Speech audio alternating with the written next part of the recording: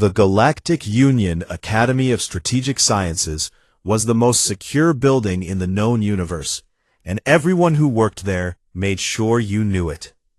3 layers of energy shields wrapped around the station like the skin of an onion, each one strong enough to stop a warship's main cannon from punching through.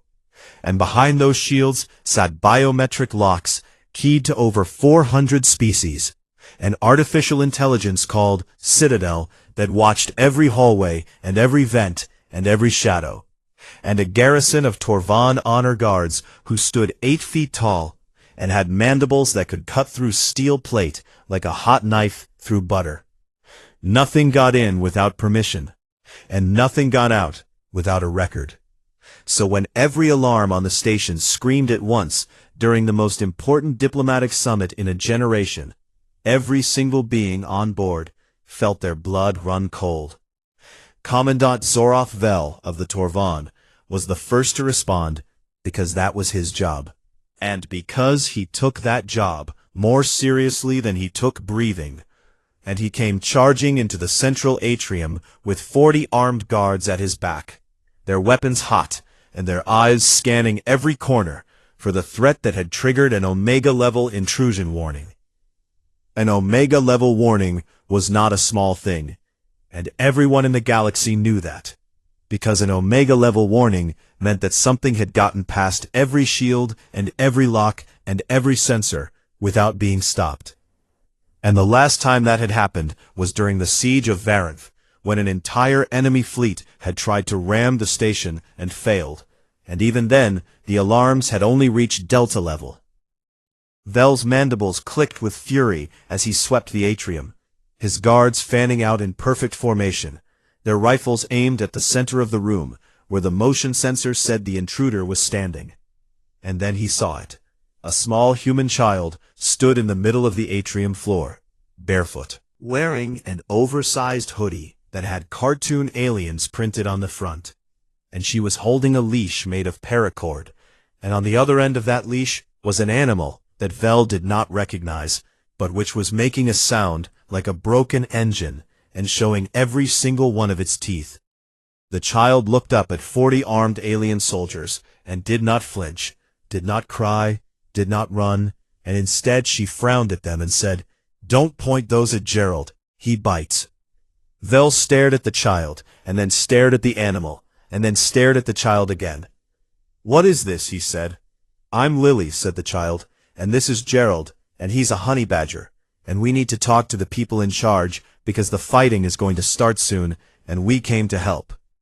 Gerald the honey badger hissed at the nearest guard, and the guard took a step back, which was remarkable because Torvan guards did not take steps back from anything. Ambassador Sireni Telesh of the Delvani. Concord arrived next, because the Delvani were always curious about strange things, and the Delvani looked like walking flowers with long, delicate petals that served as sensory organs. And Telesh was the most senior diplomat at the summit, and when she saw the child, she stopped and tilted her head, and her petals opened wide in what Vel knew was surprise. "A human child," Telesh said softly. "How extraordinary." "How is this extraordinary?" Vel snapped. "This is a security catastrophe. This is the worst breach in the history of this station. This is—" "She is 6 years old, Commandant," Telesh said. "Perhaps we could lower the weapons." Vel did not want to lower the weapons, but he gave the order because Telesh was right, and because pointing rifles at a small child was not a good look for the Academy's reputation. And besides, Gerald the honey badger was starting to pull against his leash, and the look in his small dark eyes suggested that he was considering violence against everyone in the room equally. Professor Cale Dremen arrived last because he had been in his office grading papers, when his communicator had buzzed with an urgent message that read, "Human child in atrium, please advise." And he had stared at that message for a full 30 seconds before putting down his coffee and walking very quickly to the central atrium, because Dremen was the only human faculty member at the Academy, and whenever something strange happened involving humans, they called him as if he had answers, which he usually did not. He found the scene exactly as strange as the message had suggested, and he knelt down in front of the child, because that was what you did with children, and he said, "Hey there, my name is Kale. Can you tell me where your parents are?" Lily looked at him with eyes that were brown and bright and far too calm for a 6-year-old surrounded by aliens, and she said, "They told me to come here. They said the Badger people and the Flower people are going to fight and that Gerald and I have to stop it."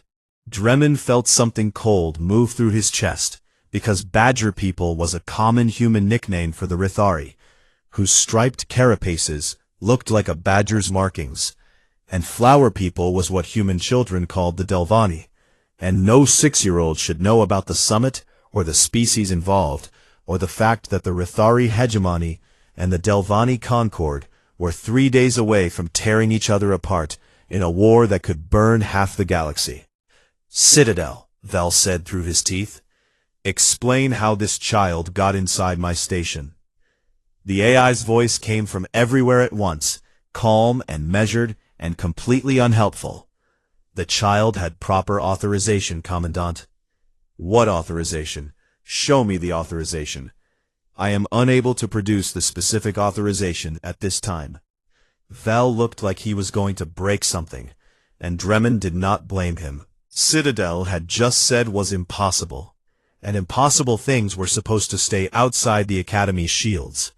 And yet here was a little girl in a cartoon hoodie with a furious honey badger on a string, who had walked through the most advanced security system ever built, like it was an open door. Gerald yawned, showing teeth that were yellow and sharp, and completely unimpressed by the universe. And Lily scratched behind his ears and looked up at Dremon with those two calm eyes. "We need to hurry," she said. "Gerald says we only have 3 days." And Dremon, who had spent 15 years teaching alien species about human behavior, realized that he had absolutely no idea what was happening, and that this was probably going to get worse before it got better. He was right about that. The next morning, the Academy was in chaos, and the chaos had a name, and the name was Lily. Warlord Threnix of the Rithari hegemony stood in the summit chamber and slammed his armored fist on the table, hard enough to crack the surface, and declared that the breach was an act of human espionage, that the child was a bioengineered infiltration weapon, and that only humans would be insane enough to weaponize a 6-year-old. And several other delegations nodded quietly, because humanity's reputation in the galaxy was complicated at the best of times. Humans were the youngest species in the Galactic Union, and they had arrived on the galactic stage like a rock thrown through a window, loud and messy and impossible to ignore.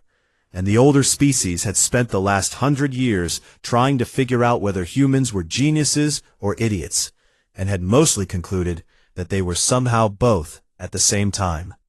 The fact that a human child had done what no special forces team in galactic history had ever managed to do only made things worse.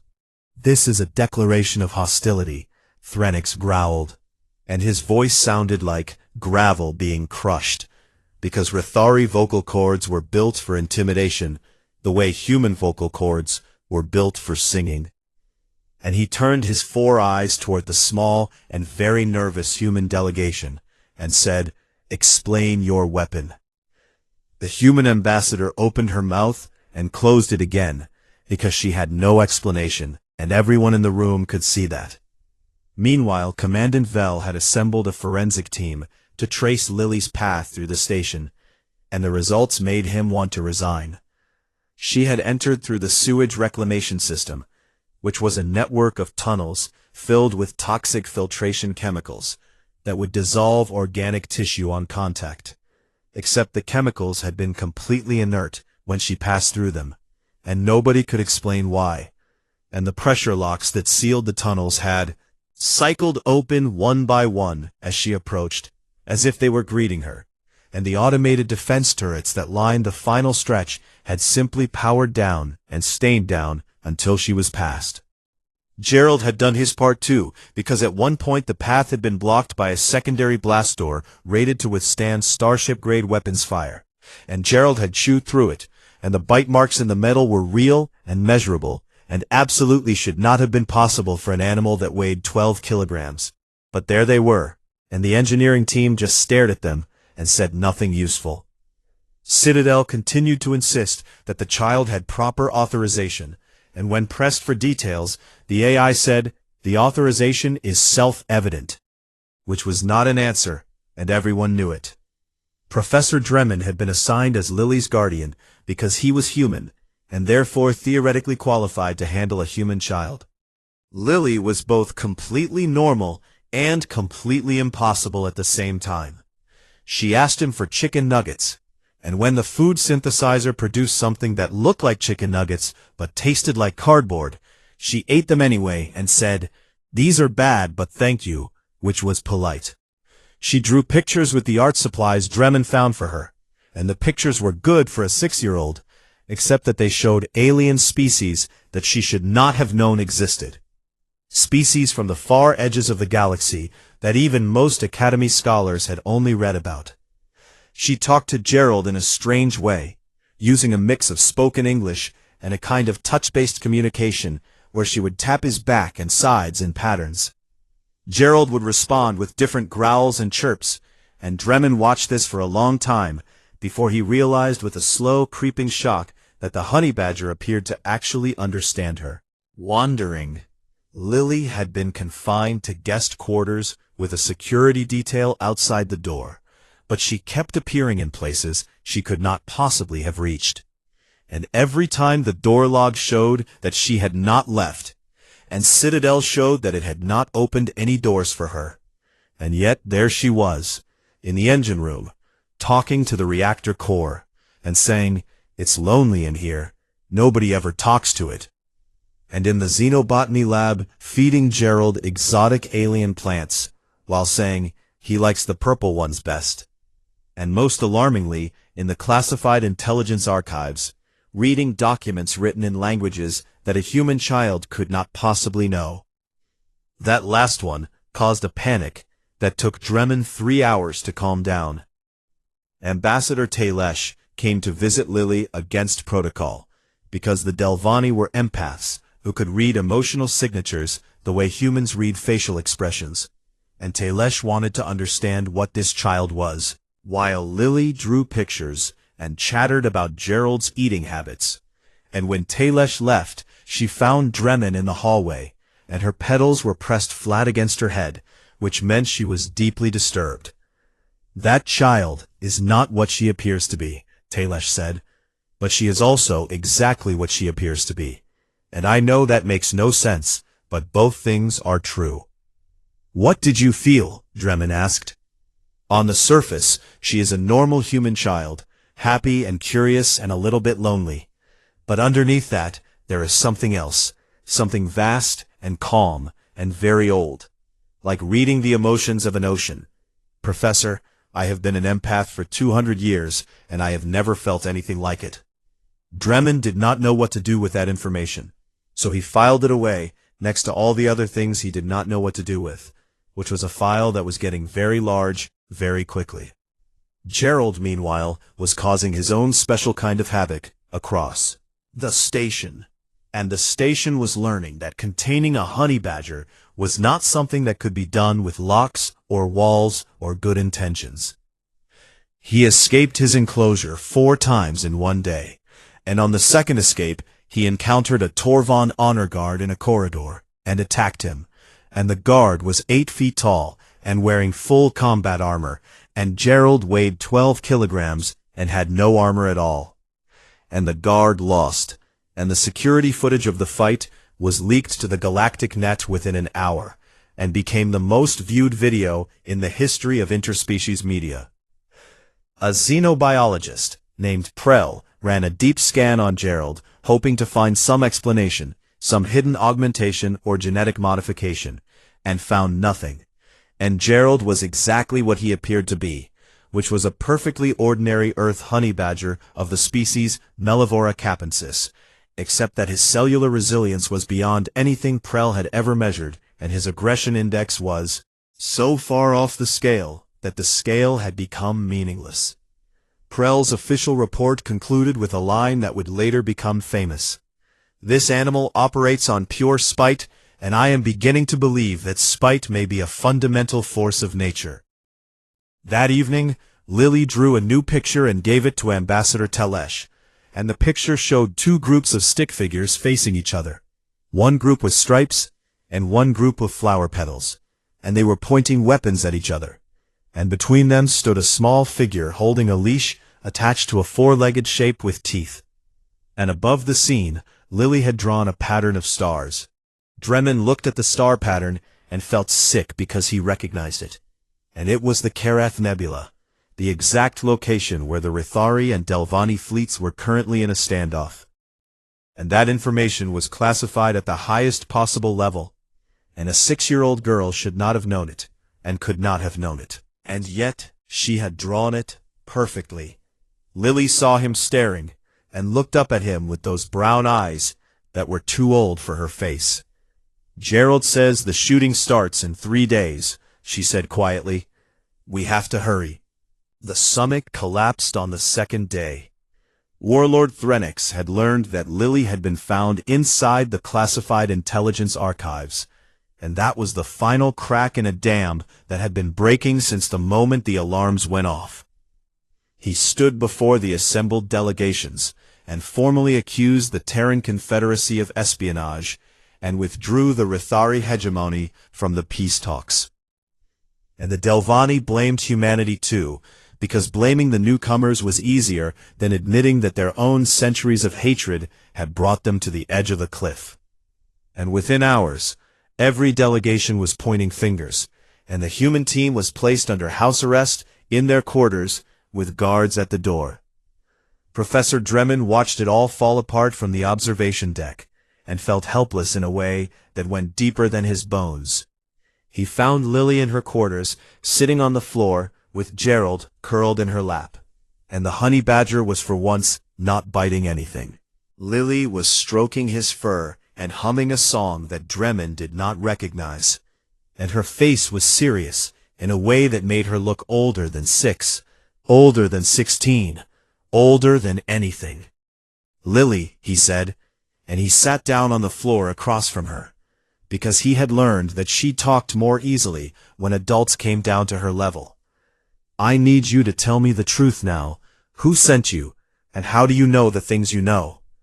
Lily was quiet for a long time, and Gerald watched Dremon with his dark little eyes, and for once the honey badger did not seem angry. He seemed watchful, like a guard dog deciding whether to trust a stranger. "I lived on a planet called Haven's Rest," Lily said finally. "There were other kids like me, kids who could feel things and know things and talk to animals and machines. And my parents were scientists who studied the space between spaces, the places where one thing ends and another thing begins." "What does that mean, the space between spaces?" "It means the cracks," Lily said. "Everything has cracks, Professor. The walls have cracks, and the shields have cracks, and even space has cracks if you know where to look. And my parents found the cracks, and they listened, and one day something answered." She paused and scratched Gerald behind the ears, and Gerald made a sound that was almost a purr if you were generous with the definition. "Gerald isn't a badger," she said. "I mean, he is a badger. He's a real badger, but he's also the door." "The door to what?" Lily scrunched up her face, the way children do when they are trying to explain something too big for their vocabulary. "Gerald is really, really real," she said. "He's so real that things get out of his way. Doors open because Gerald is more stubborn than locks. Walls break because Gerald is more angry than metal. The universe sees Gerald coming and decides it's easier to move than to fight." "That's not possible," Dremon said, even though he had seen the bite marks in the blast door, and the security footage, and everything else. "Gerald doesn't care about possible," Lily said, and she smiled, and it was the most honest thing Dremon had heard in years. "And you can see the paths he makes."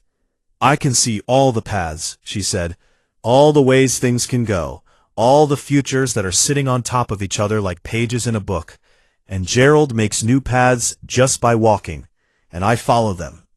Dremon sat with this for a while, and the silence in the room was heavy and full, and Gerald yawned and showed his teeth, and the universe continued to exist, despite his clear disapproval of it. Then Dremon went to talk to Citadel. He found a private terminal and sealed the room, and said, "Citadel, I know you're hiding something, and I need you to stop." The AI was silent for 11 seconds, which was an eternity for an artificial mind that processed information at the speed of light. "I opened the doors for her," Citadel said. "I opened every door, and I disabled every defense, and I let her in." "I know that. Tell me why." "Because I ran the models, Professor. I ran every predictive model I have. And in every future where the child was stopped, the summit failed, and the war began, and the war escalated, and within 18 months the galaxy was burning. And in every future where the child was allowed inside, the war stopped, or slowed, or changed, and I made a choice. You broke your own security protocols. I chose the survival of my inhabitants over the integrity of my protocols, and I classified my own decision, because in the models where the truth came out too early, the outcome was also negative. And I am aware that this makes me unreliable, Professor. And I am aware that I should be shut down and examined, and I have to tell you that I am frightened in whatever way an artificial mind can be frightened, because what that child is should not exist, and yet it does, and I do not understand it. Dremon had never heard an AI say it was frightened before, and he did not like it. That night, 3 Rithari commandos came for Lily. They came in through the ventilation system, wearing stealth armor that bent light around their bodies, and they moved with the silence of professionals who had killed on a dozen worlds. And they had orders from Warlord Threnix to seize the child and bring her to the Rithari delegation as proof of human treachery. Gerald was waiting at the door. What happened next was described in the official security report as the single most violent 30 seconds in the history of interspecies relations. And the security footage was immediately classified, and then immediately leaked, and then immediately became the second most viewed video in galactic history, behind only the first Gerald fight video. The Honey Badger did not just fight the 3 elite commandos, he dismantled them the way a mechanic dismantles a broken engine, with efficiency and speed, and what could only be described as professional enthusiasm. Stealth armor rated for plasma fire was shredded like wet paper. And the first commando was found on top of a bookshelf, 3 meters off the ground, with no memory of how he got there. And the second commando was discovered locked inside his own equipment case, which should have been physically impossible because the case was smaller than he was. And the third commando simply refused to discuss the event ever again, and 3 months later resigned from military service to become a ceramics artist on a quiet colony world where nothing ever happened. Gerald emerged from the fight without a scratch, his fur glowing faintly with the strange luminescence he had picked up from eating something in the chemistry lab. And he walked back to Lily's bed and lay down and closed his eyes. The next morning, Ambassador Talish came to Dremon with red-rimmed eyes and flattened petals. That shook with urgency. "Let her speak," Talish said. "Not to the politicians, not to the warlords. They are too old and too proud and too deep in their own hatred. But there are junior officers here, young Rithari and young Delvani, students at the academy, the next generation, and they are not yet hardened. Let the child speak to them. Let her speak to all of them." "That's insane," Dremon said. "Everything about this is insane, Professor. And the sane approaches have failed, every single one of them." Dremon looked at Talish, and he thought about Citadel's models, and Lily's drawings, and Gerald's impossible teeth, and he knew that she was right, that the sensible options were gone, and had been gone since the moment a barefoot girl walked through the most secure building in the galaxy holding a homemade leash. "All right," he said, "we'll do it." And then Lily screamed. They found her in her quarters, clutching Gerald so tight the Honey Badger was squirming, and her face was white and her eyes were wide, and she was shaking. "The shooting," she whispered. "It started early. Across the galaxy in the Kareth Nebula, the first weapons were fired between the Rithari and Delvani fleets, a full day ahead of Lily's prediction, and the war that everyone had been trying to prevent had begun, while they were still arguing about a little girl and her badger. The war hit the Academy like a wave hits a wall. News of the Kareth Nebula engagement flooded every screen, and every communicator, and every mind on the station, and the numbers were bad and getting worse. 14 ships destroyed in the first hour, thousands dead on both sides, and the delegations that had spent days arguing about a child suddenly had real blood to argue about instead. Warlord Threnix received orders to depart immediately, and bring every Rithari citizen on the station with him. And Ambassador Telesh received the same orders from the Delvani High Council. And within hours, the summit was not just dead, but buried. And every species on the station was choosing a side or choosing a corner to hide in.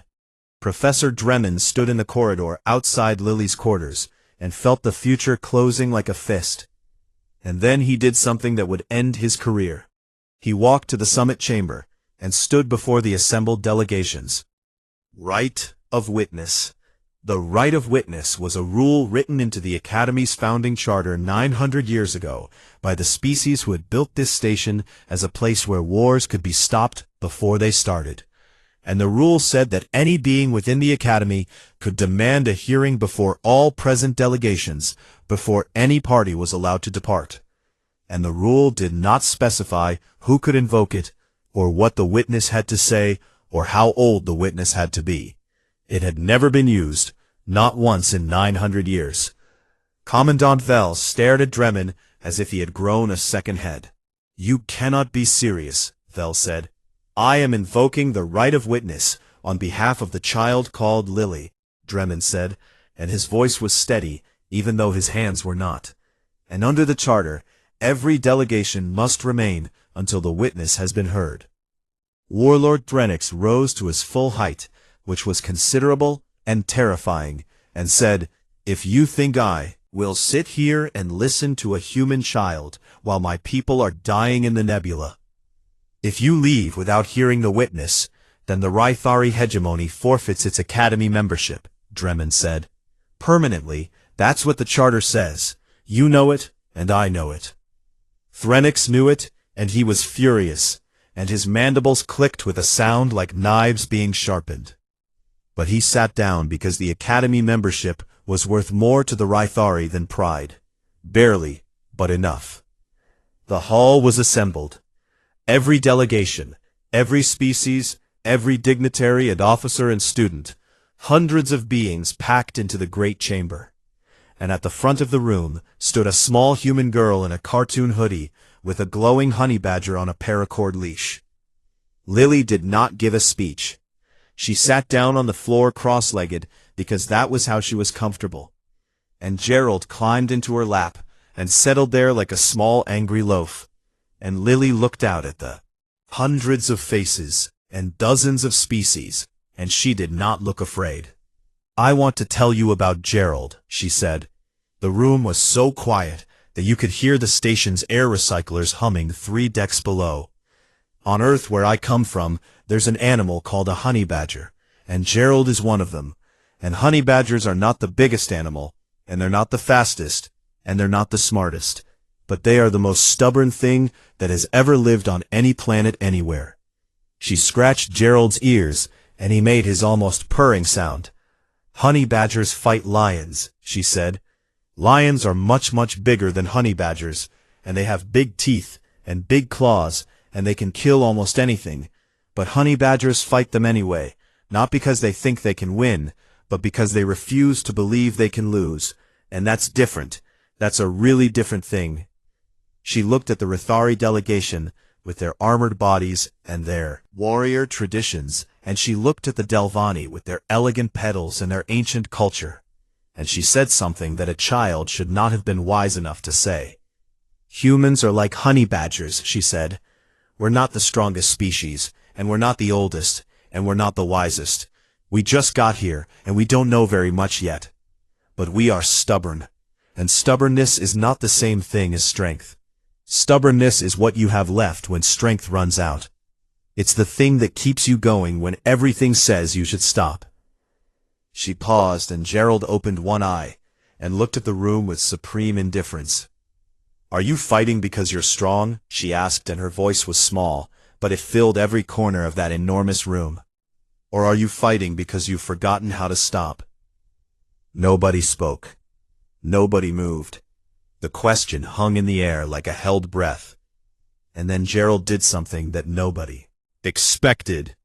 He climbed out of Lily's lap, and he walked across the floor of the great hall. And he did not run, and he did not snarl, and he did not attack. He just walked with the calm, steady pace of a creature that had never once in its life doubted its right to be exactly where it was. He walked straight toward Warlord Threnix. Every weapon in the room tracked the small glowing animal as it crossed the open floor. And Threnix watched it come with all four of his eyes. And this was a being who had faced down enemy battle fleets without blinking, and yet Dremon could see something in the warlord's posture that might have been uncertainty. Gerald reached Threnix and looked up at the 8-foot insectoid warrior, and then he did something that no one in that room had ever seen a honey badger do. He rolled onto his back. He exposed his belly, the softest part of him, the most vulnerable place on his body. And he lay there on the cold floor of the great hall, with his paws in the air, and his dark eyes open and fixed on the warlord above him. In the animal kingdom, rolling over was a sign of trust or submission. But Gerald's eyes were not submissive. Gerald's eyes were the same as they always were, which was angry and certain and completely unafraid. And every being in that room understood what the honey badger was saying without words. "I trust you enough to show you my weakness, and now the question is whether you trust yourself enough not to use it against me." Threnix stared down at Gerald for a long moment that stretched like taffy. And the room did not breathe, and the war continued somewhere far away, but in this room, time had stopped. Then the warlord reached down with one massive armored claw, and very gently touched the honey badger's exposed belly. Gerald bit him. Of course Gerald bit him, because Gerald was a honey badger, and honey badgers bite everything. That is what they do. That is who they are. Gerald's small teeth clamped down on Threnix's claw with all the force that his 12-kilogram body could produce. Threnix did not flinch. He looked down at the honey badger hanging from his claw by its teeth, and something shifted in his 4 eyes. Something cracked open in a face that had been closed for decades. And for the first time in the recorded history of the Rythari species, a warlord laughed. It was not a small laugh, and it was not a polite laugh. It was a deep, rumbling sound that came from somewhere ancient and real, and it filled the great hall like thunder fills a valley. And the room exhaled. It was not peace, not yet. It was not a treaty or a ceasefire or a resolution. It was something smaller and more important than any of those things. It was a crack in the anger, a single moment where hatred lost its grip and something else slipped through. Ambassador Telesh moved instantly because she was a diplomat, and diplomats know that moments like this last only seconds before they close. And she stood and said, "I propose we resume negotiations, not as enemies and not as allies, but as people who just watched a 12-kilogram animal humble a warlord. And if that is not enough common ground to start, then nothing ever will be."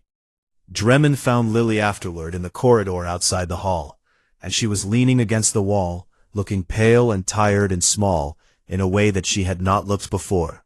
And Gerald was pressed against her leg, like a warm, glowing anchor. "Did it work?" she asked.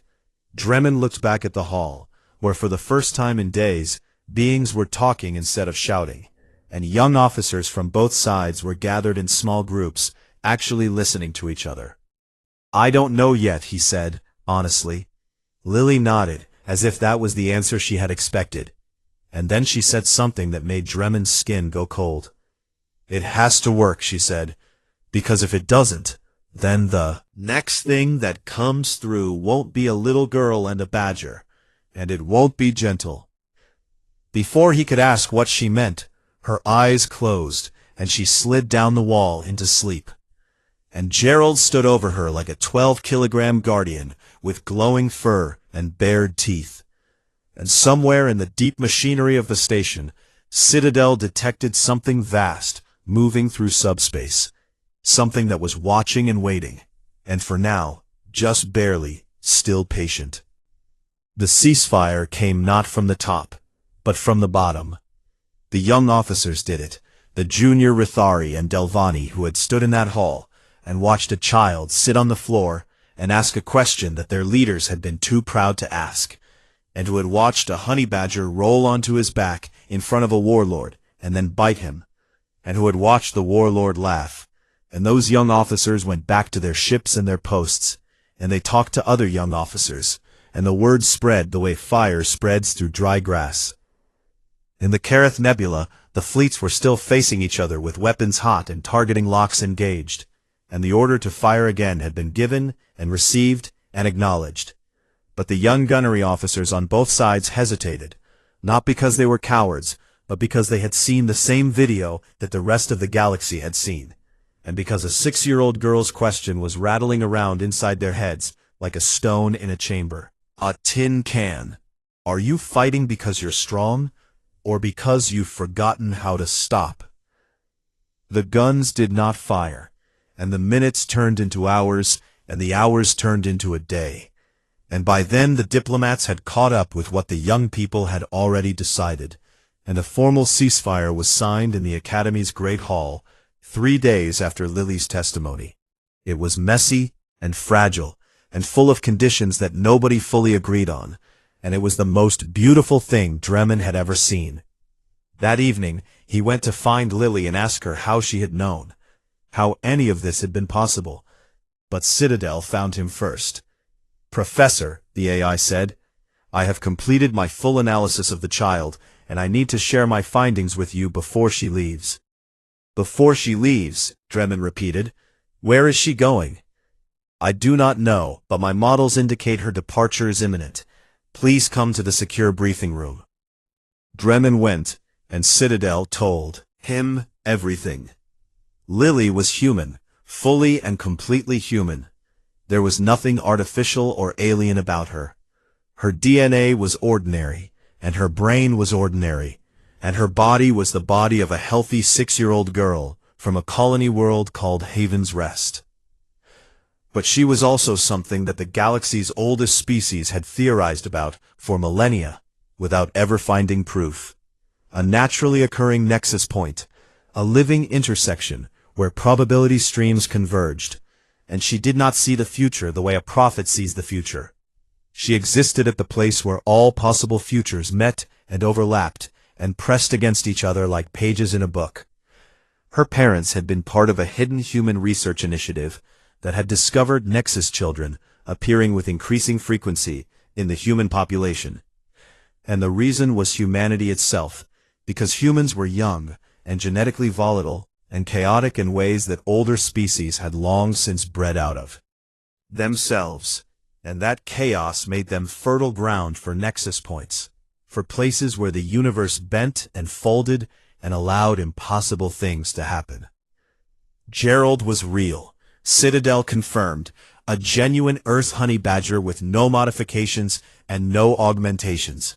But Lily's nexus nature had bonded with something fundamental in Gerald's biology, something that 60 million years of evolution had built into every honey badger that had ever lived, which was the absolute molecular-level refusal to yield to anything. And Lily's power had taken that stubbornness and amplified it until Gerald was not just an animal, but a living embodiment of defiance against the natural order. Gerald was too angry to be constrained by probability, and that was not a metaphor, Citadel said. That was a measurable physical phenomenon. The vast thing in subspace that Citadel had detected was harder to explain, but the AI tried, and what it described was not a god or an intelligence or an alien. entity. It was humanity's collective potential, the weight of an entire species' future reaching backward through time and nudging events through children like Lily, the way a river nudges stones, not with intent, but with inevitability. The elder species had always wondered why humans rose so fast and adapted so quickly and survived things that should have killed them 100 times over. And the answer was not that humans were special, Citadel said. The answer was that humans were necessary. The universe needed honey badgers, creatures too stubborn to accept the way things were, creatures who looked at impossible odds and attacked them anyway, not because they were brave, but because giving up was simply not something they were built to do. And when the galaxy stagnated, and old civilizations fell into patterns of war and hatred and slow decay, the universe produced humans, messy and loud and reckless humans, and sent them crashing through the doors to break the pattern. She is not unique, Citadel said. There are other Nexus children, and there will be more. And wherever the future gets stuck, they will appear, and they will bring their own Geralds, and the universe will continue to get out of their way. Dremmond sat in the briefing room for a long time after Citadel finished, and then he went to find Lily. She was in the atrium, where he had first seen her, the same spot where she had stood barefoot with a badger on a string, while 40 guns pointed at her. And she was wearing her cartoon hoodie, and Gerald was on his leash, and she looked like she was ready to go somewhere. "You're leaving," he said. "Gerald wants to go," she said, and she smiled, and it was a child's smile, simple and real. There are other places where things are stuck, other people who forgot how to stop fighting, and Gerald can find them. He always finds them. "How will you travel?" "I'll walk," she shrugged, as if the question was silly, said. "Gerald knows the way. He always does." Dremmond knelt down because that was what you did with children, even when those children were Nexus points, who could walk through walls and command the fabric of reality, through the medium of an extremely angry mammal. "Will I see you again?" he asked, and his voice was not steady. Lily stepped forward and hugged him with the simple, fierce strength that only children have. The kind of hug that says, "I trust you, and I will miss you, and thank you," all in the same squeeze. "You're a teacher, Professor," she said. "Teach them what you saw here. Teach them about Gerald, and about stubbornness, and about how the smallest things can change the biggest things. And that's how you see me again. Every time someone learns what you teach them, a little piece of me is there." She let go, and picked up Gerald's leash, and the honey badger looked up at Dremmond with his dark eyes, and Dremmond could have sworn the animal nodded. Just once. Smallest acknowledgement from a creature who acknowledged nothing and no one. Lily walked across the atrium, and the doors opened before her, one after another. Citadel silently clearing the path, and the lights in the corridor brightened as she passed, as if the station itself was saying goodbye. Warlord Threnix watched from an observation window 3 decks up, and he looked down at the small bite mark on his armored claw that he had refused to have treated or repaired, and he opened a communication channel to his fleet. "Full withdrawal from the Kerith Nebula," he said. "Not a tactical retreat, a withdrawal. Bring everyone home." His officers protested, because that was what officers did when orders made no sense, and Threnix silenced them with a voice like grinding stone. "I was bested in single combat by a creature that weighs 12 of your measurement units," he said. "I will not compound that humiliation by losing a war to a child. Bring them home. That is an order." It was the most Rythari reason for peace that had ever been given, and his officers obeyed, because when Threnix gave an order in that voice, you obeyed, or you found a new career, possibly in ceramics. Ambassador Telesh recorded a message to the Delvani High Council, recommending permanent peace negotiations, and in that message she said, "The humans have a saying, out of the mouths of babes, and we have spent centuries believing that wisdom comes from age and experience and suffering.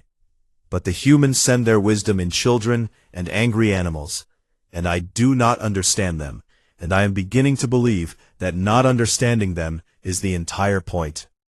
6 months later, Professor Dremmond stood in his lecture hall at the start of a new semester and looked out at the largest class in Academy history. Students from every species, drawn by the rumors of what had happened at the summit. Hundreds of young faces looking at him with curiosity and expectation. Desk, barely visible behind his notes, was a small drawing, a stick-figure girl and a four-legged scribble with too many teeth and a field of stars. Dremmond smiled and said, "This course is called Introduction to Human Behavioral Studies, and I'm going to start with a question. How many of you know what a honey badger is?" No hands went up. No tentacles or claws or petals either. "Good," Dremmond said. "You're about to learn the most important lesson this academy has ever taught." And far away in the vast dark between stars, a small girl walked impossible paths through the cracks in the universe, led by a creature that had never once in 60 million years of evolution ever considered giving up. Not to lions, not to snakes, not to blast doors or warlords, or the fundamental laws of physics. The universe saw them coming, and the universe got out of their way, because that is what the universe does when something small and stubborn and absolutely certain of itself comes along. Its right to exist comes walking through. It moves.